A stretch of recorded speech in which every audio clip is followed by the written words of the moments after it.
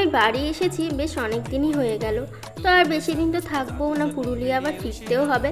আর পুজোর আগে না সেইভাবে আসবোও না, তাই জন্য মা বললো যে চল একটু পুজোর কেনাকাটা করে আসি। যদিও এখনও সেইভাবে কেউ পুজোর কেনাকাটা করতে শুরু করেনি, মার্কেট আমি মোটামুটি ফাঁকাই দেখলাম, কিন্তু তাও আমি আর মা গিয়েছিলাম শ্রীরামপুরে জুডিওতে। ওখানে গিয়ে না আমার সেইভাবে কোনো ড্রেস পছন্দ হয়নি, তো এই অ্যাক্সেসরিজগুলোই দেখছিলাম।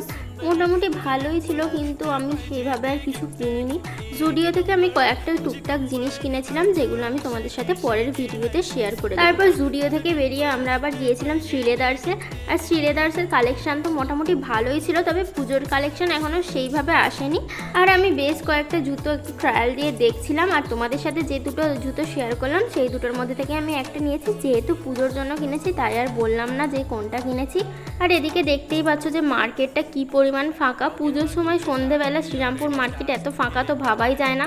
তো এর থেকেই বোঝা যাচ্ছে যে এখনও কেনাকাটা কেউই সেইভাবে শুরু করেনি। এরপর প্রায় আধ ঘন্টা ধরে লাইন দিয়ে হ্যাংলা থেকে দুটো রোল কিনে এই ভিড় ট্রেনে লোকের গুঁতো খেতে খেতে আমরা ফাইনালি চলে এলাম বাড়ি।